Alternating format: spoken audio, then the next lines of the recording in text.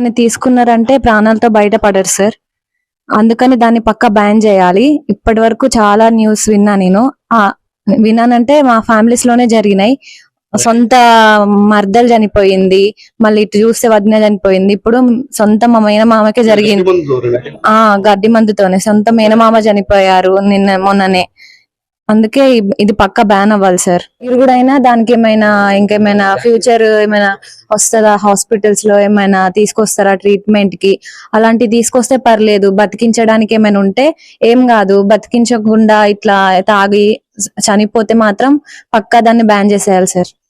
గడ్డి మందు తాగిన వాళ్ళు హాస్పిటల్కి వెళ్ళిన కొద్దంటే మామూలు చెప్తున్నారు మందులు కూడా. ఆ తాగిన వాళ్ళు ఎక్కువ రోజులు బతకరు, మధ్య చనిపోతారు. సరే వారాలైనా 10 రోజులైనా చనిపోతారు. ఎందుకు మమ్మల్ని ఇలా జరుగుతున్న నేపథ్యంలో ఇలాంటి అరగట్టాల్సిన బాధ్యత ఉంది ప్రభుత్వం మీద. పిల్లల కోసం కూడా చూస్తలేరు, ఫ్యామిలీ చూస్తలేరు, ఏం చూస్తలేరు. వాళ్ళు తాగేది తాగుతారు.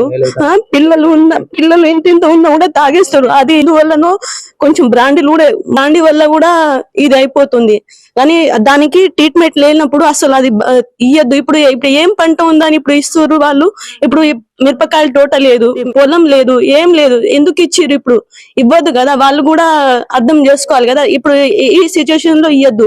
ఒక 2-3 నెలలు ఉంచాలి, బంద్ చేసేయాలి.